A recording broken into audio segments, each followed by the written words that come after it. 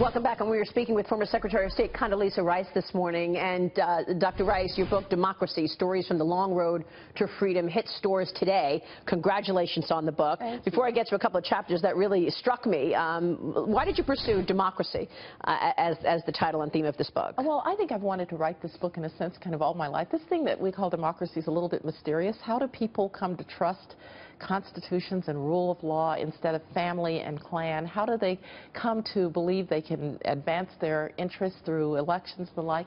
And, you know, as a little girl, I had this experience. I was with my uncle. I was about 6 years old or so, and George Wallace was up for election. And there were long lines of blacks voting. And I knew that George Wallace was bad for black people in my own 6-year-old way. And I said, Alto, I said, are all of those people, I said, with all of those people, we've got to win this election. He said, well, no, we're still a minority. And I said, then why do they bother? And he said, because one day that vote will matter. They believe that vote will matter.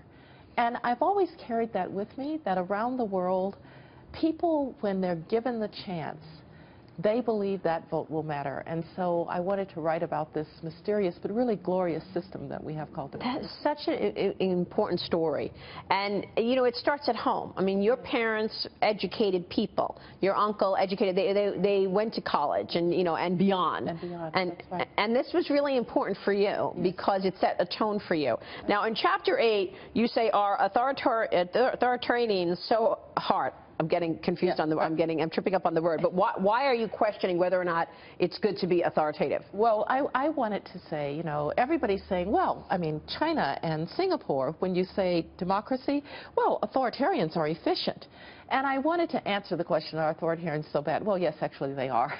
And it's because authoritarians actually know that their people have no peaceful way to change their circumstances. And so they're afraid of their people.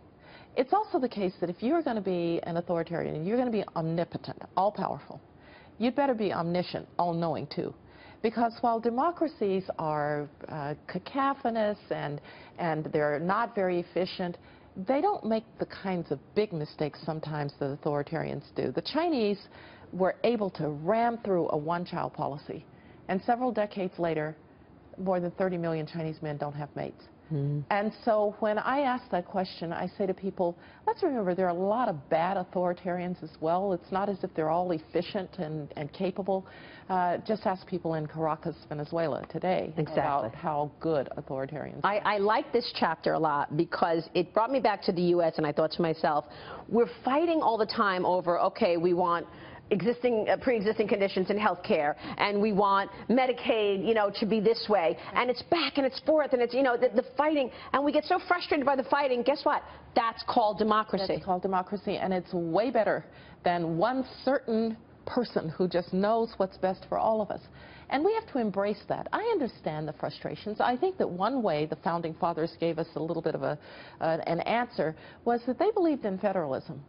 They actually didn't expect that much to happen in Washington. You know, they sort of put the Capitol, after a few years, they sort of put the Capitol in a swamp between Maryland and Virginia, and they expected a lot to happen in the state houses.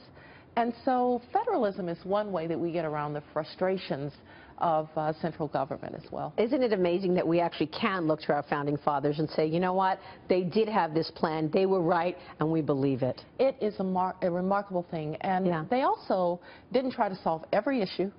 They left us a framework for solving issues, and now it's upon us to take it and work with it. Well, the book is terrific. Congratulations. Thank you. As always, Condi Rice, Democracy, Stories from the Long Road to Freedom. Appreciate you joining us today. It's a pleasure to be with you. Thank you so much. Dr. Condoleezza Rice. We'll be